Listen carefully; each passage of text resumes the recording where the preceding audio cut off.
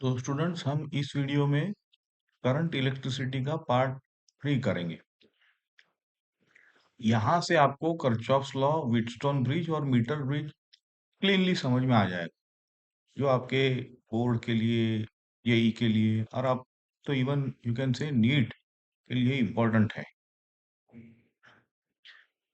इसमें हम देखो किरचॉफ्स करंट लॉ कर लेंगे, किरचॉफ का वोल्टेज लॉ कर लेंगे, एक लूप एग्जांपल, दो लूप एग्जांपल देंगे थोड़े, व्हीटस्टोन ब्रिज समझेंगे और उसका कंडीशन जो है बैलेंसिंग वो देखेंगे, और मीटर ब्रिज का प्रिंसिपल उसके साथ एक न्यूमेरिकल, इतना है बेसिक।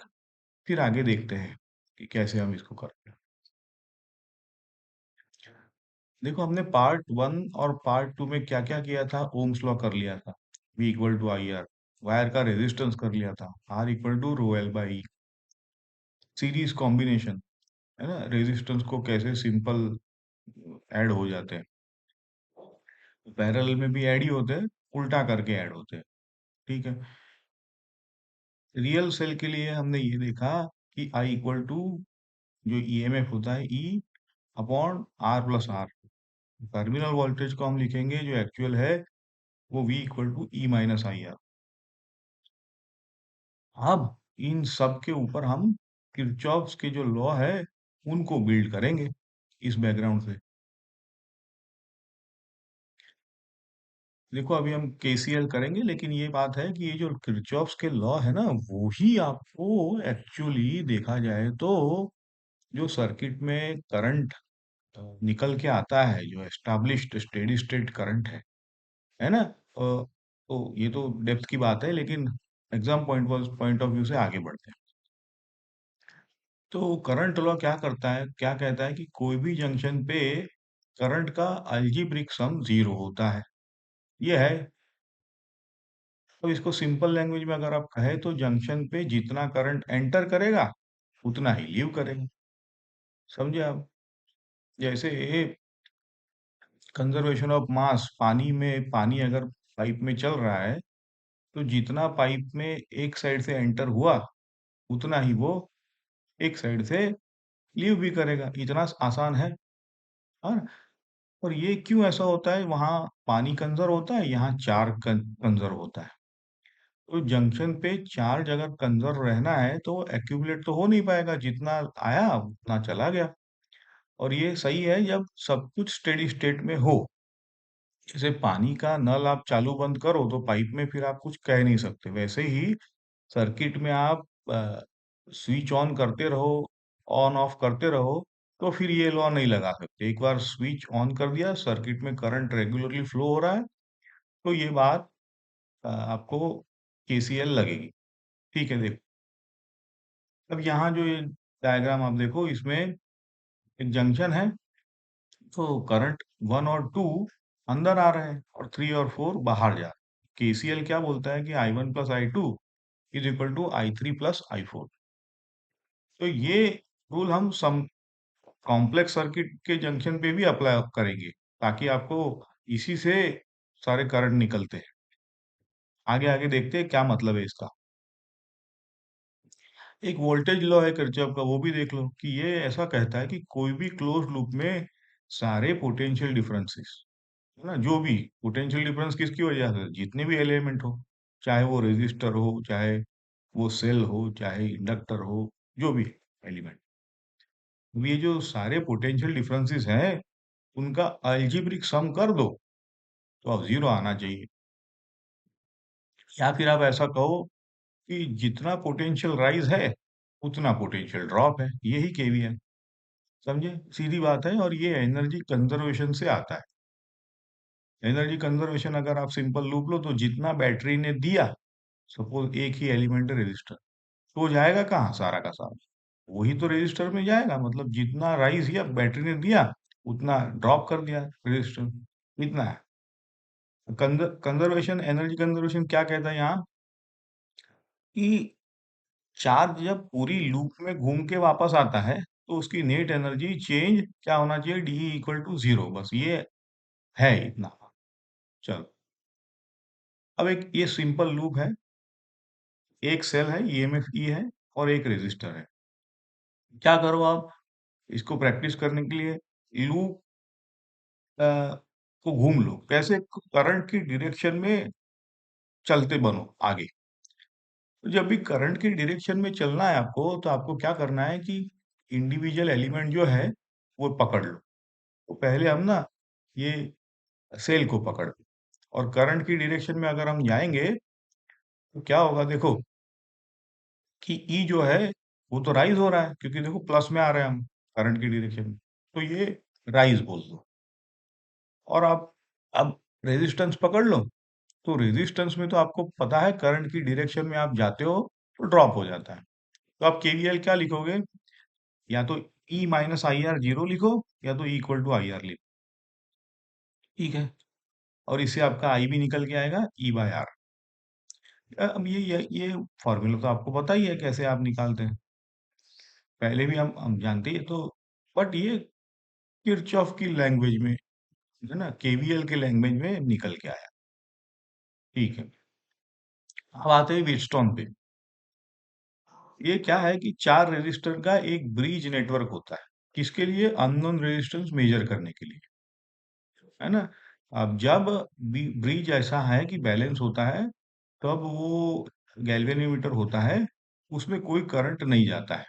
तो इसकी वजह से बैलेंस कंडीशन में हमें एक सिंपल रेशियो मिलता है। अब ये कंडीशन है, ये देखते इसी से जो अननोन रेजिस्टेंस है वो निकल के आता है। और इसके कई सारे एप्लीकेशंस हैं, जैसे एक है मीटर ब्रिज। तो मीटर ब्रिज जो है वो इसी प्रिंसिपल पे बेस्ड है। ठीक है, इसमें एक खास बात ये है कि एक्सपेरिमेंटल फैक्ट है। हम जो कंडीशन देखेंगे ना वो एक्सपेरिमेंटल फैक्ट है। उसको वो फैक्ट को प्रूव करने के लिए सारा तिकड़म होता है ना। तिकड़म मतलब जो डेरिवेशन होता है, बट पहला होता है फैक्ट। अब मैं आपको बताऊंगा मैं क्यों ऐसा कह रहा हूँ आगे बढ़ते हुए। देखो ये एक विस्टन ब्रिज आपके सामने है। जानबूझ के ये ब्रिज लिया है ताकि आपको समझ में आए कि क्या एक्सपेरिमेंटल फैक्ट है और इसको इस फैक्ट को कैसे डिराइव करते हैं। और है ना, चलो पहले तो क्लियर करते हैं कि डायग्राम क्या है। देखो ऊपर लेफ्ट में पी है, ऊपर राइट में क्यू है, नीचे लेफ्ट में आर है और राइट में नीचे एस, ये एलिमेंट है अपने रेजिस्टेंस के। अब बीच में गैल्वेनोमीटर लगा है, नीचे बैटरी लगी है। अब बैलेंस कंडीशन में जी में कोई करंट नहीं होगा, और हमको ये देखना है कि जो एक्सपेरिमेंटल फैक्ट क्या है, P by Q equal to R by S. अब ये तिकड़म करके हमको निकालना है। मैं इसलिए तिकड़म अभी वर्ड यूज कर रहा हूँ क्योंकि देखो आप इस डायग्राम जो आपको दिख रहा है स्क्रीन, इसमें आप देखना जाओगे कि करंट कैसे कहाँ से कहाँ फ्लो हो रहा है लॉजिकली, तो वो आपका नहीं बैठने वाला है ना। दूसरा, ये बैटरी का सिरा मैं डी पे लगाऊं यहाँ पे या ए पे लगाऊं, बात तो यही होने वाली है, P by Q equal to R by S.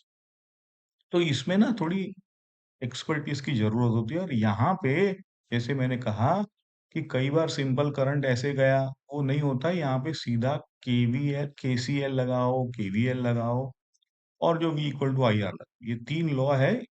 इनके सेटिंग से आपको करंट निकल के आता है। आगे देखते हैं क्या मतलब, अभी आगे बढ़ते हैं, चलो। इसको इस स्लाइड में जो कहा है वो कंडीशन जो है फैक्ट को डिराइव करते हैं, है ना। अब इसमें क्या करो आप कि लेफ्ट ब्रांच में करंट को आई वन रखो, क्यों वो नहीं अभी, है ना। लेफ्ट ब्रांच में क्या है, पी और आर है, तो उससे क्या गुजरता है, आई वन गुजरता है। राइट में सिमिलरली क्या है, क्यू एंड एस, उनसे क्या जा रहा है, करंट आई टू जा रहा है। अब बैलेंस जब फ्रीज होता है, तो आपको पता है गैल्वेनोमीटर से कोई करंट नहीं जाता है ना। तो इसका मतलब क्या हुआ, जब करंट ही नहीं है तो वो जो पॉइंट है दोनों गैल्वेनोमीटर में, लेफ्ट और राइट पॉइंट जो मैंने बताए थे, उनका पोटेंशियल तो एक हो गया, है ना। तो अगर पोटेंशियल एक है, उसका मतलब क्या है कि ऊपर वाले पार्ट में, है ना, टॉप नोड से मतलब ए से आपका ड्रॉप होगा एक, पी से आओगे तो I1P, और क्यू से आओगे तो ड्रॉप होगा I2Q। क्योंकि ये दोनों कंडीशन पॉइंट एक है, तो इससे ही निकल के आता I1P इक्वल टू I2Q, है ना? सेम ड्रॉप है। सिमिलरली नीचे वाले पार्ट में, है ना, मतलब आप मिड पॉइंट से आप नीचे आओ बॉटम बॉटम नोड पे, जो सी वाला नोड का डायग्राम, तो उसमें ड्रॉप आर के साइड में क्या होगा, I1R, और along S side I2S। Again आपको पता है कि ये दोनों सेम नोड पे है, इसका मतलब ही है I1R इक्वल टू I2S। अब कोई ये पूछे कि सर I1 ही क्यों लिया वहां लेफ्ट में, राइट में I2, क्योंकि करंट I2 नीचे ऐसा एडजस्ट नहीं होता है। वो क्यों? क्योंकि वो हम अ, देखते आगे चलो। अब दोनों इक्वेशन को डिवाइड करो, P by R equal to Q by S, तो इससे निकल के आएगा P by Q is equal to R by S. ठीक है, तो ये आपको याद रखना है, P by Q equal to R by S. ये मतलब स्टैंडर्ड कंडीशन है P बाय क्यू। देखो डायग्राम से समझ। अब इसी को व्हीटस्टोन का बैलेंस कंडीशन फॉर्मूला कहा जाता है। अब इसको हम मीटर ब्रिज पे देखो, मीटर ब्रिज पे आते हैं। व्हीटस्टोन ब्रिज का प्रैक्टिकल फॉर्म, ये जो 1 मीटर की यूनिफॉर्म वायर है उसको यूज करके हम, एक अननोन है आर, सॉरी आर तो नोन नोन रेजिस्टेंस लिया है, और यहाँ पे एक्स जो है वो अननोन है। अब ये जो मीटर ब्रिज का एक स्टैंडर्ड सेटअप होता है उसको गैप बोलते हैं, उसमें लगाते हैं, ठीक है, जो भी रेजिस्टेंस। तो जॉकी से वायर को, ये जो जॉकी है, ये जो एक बाजू एल है, तो एक बाजू आपका 100 - एल हो जाएगा, क्योंकि 1 मीटर है ना, 100 सेंटीमीटर पूरा वायर। तो आप डिवाइड कर दो जॉकी से, जहां जॉकी, एक एल बोलो तो दूसरा आपका डिवाइड हो जाएगा 100 - एल।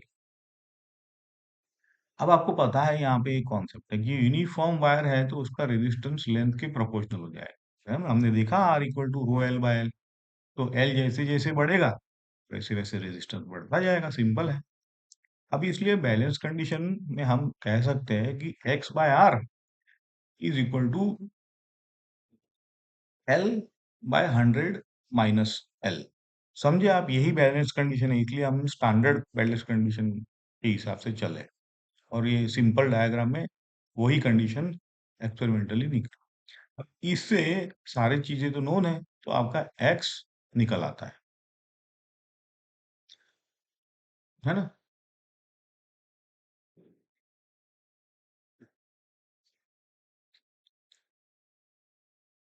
चलो एक एग्जांपल कर लो यहाँ पे। रेजिस्टेंस दिया है 5 ओम,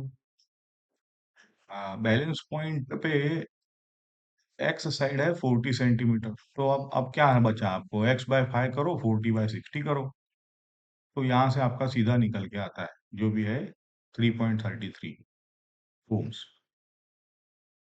ये स्टैंडर्ड आपका एनसीईआरटी या बोर्ड का क्वेश्चन।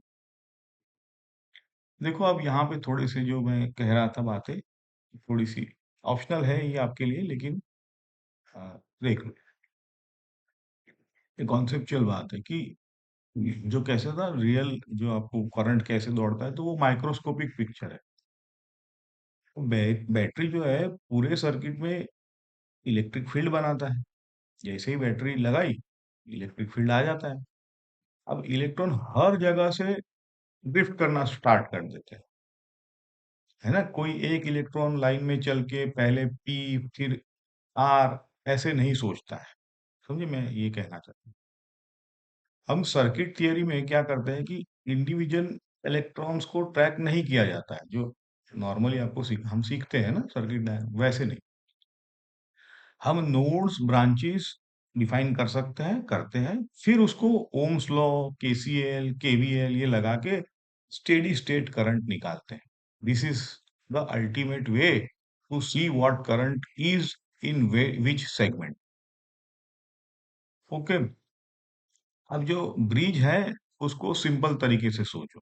लेफ्ट ब्रांच में आपका पी प्लस आर सीरीज में करंट आई वन ले लो, राइट ब्रांच में क्यू प्लस एस सीरीज में करंट आई टू ले लो। अब आप यहाँ पे सवाल उठ सकता है कि सीरीज में क्यों लिया, तो हम तो सिंप्लीफाइड बैटरी। आप जैसे मैंने कहा टॉप और बॉटम के बीच पोटेंशियल डिफरेंस बनाता है, या तो ए पे लगाओ या डी पे लगाओ, आपको बाद में डेरिवेशन दिया हो, उसी से आपकी जो आई वन और आई टू है वो वैल्यू फिक्स हो जाती है, जैसे बैटरी का सिर एक कहीं और लगाया। तो ये वैल्यूज कैसे कि चार्ज और एनर्जी कंजर्वेशन, जैसे मैंने कहा केसीएल केवीएल और ओम्स लॉ से निकलती है ना कि आप कोई रैंडम पाथ चूज करो और ये चॉइस है मेरी पाथ की तो ऐसे करंट जाना चाहिए, ऐसे नहीं होता। कहने का ये मतलब है। देखो बैलेंस में क्या होता है कि कंडीशन, मतलब गैल्वेनो के दोनों गैल्वेनोमीटर के एंड जो है वो सेम पोटेंशियल पे होते हैं, तो उसके अक्रॉस पोटेंशियल डिफरेंस तो जीरो, इसलिए जो आई ऑफ जी होता है वो भी जीरो होता है। इसी से हमने देखा कि I one P equal to I two Q, I one R equal to, और डिवाइड कर दो सीधा तो आपको P by Q equal to, यानी ब्रिज अपने आप आई वन और आई टू एडजस्ट कर लेता है ताकि ये रिलेशन सेटिस्फाई हो जाए, है ना।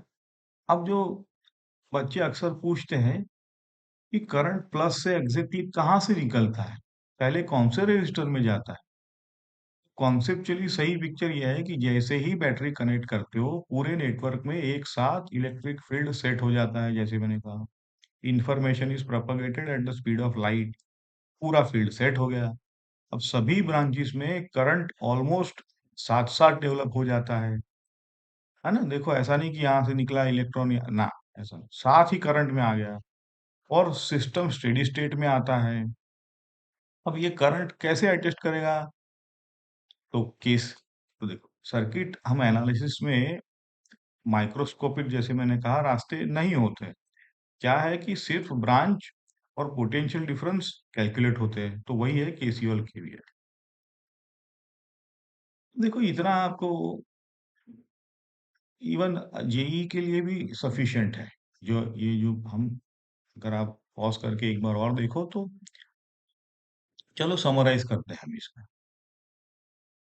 कि केसीएल मतलब जंक्शन पे करंट का सम जीरो करो, केवीएल मतलब क्लोज लूप में potential rise equal to potential drop करो, व्हीटस्टोन ब्रिज क्या होता है, P by Q equal to R by S समझो। मीटर ब्रिज में आप क्या करोगे, X by L is equal to L by hundred minus L करोगे।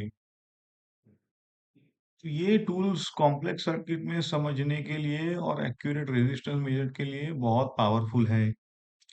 अगले वीडियो में हम क्या करेंगे कि न्यूमेरिकल्स प्रैक्टिस करेंगे। अब देखो यहाँ पे इतना ही रखते हैं, नेक्स्ट पार्ट में हम Kirchhoff's law, Wheatstone bridge, metre bridge जैसे कहा उसको सॉल्व एक्चुअली करेंगे। जो बोर्ड्स और जेई, और जैसे मैंने कहा अब तो नीट के लिए भी ये यूजफुल रहे। देखो जिनको अब ज्यादा डेप्थ में व्हीटस्टोन ब्रिज को पढ़ना है वो ये लास्ट वाली स्लाइड देख ले, पॉज करके, तो आपको, जिनको क्यूरियोसिटी है वो। Thank you.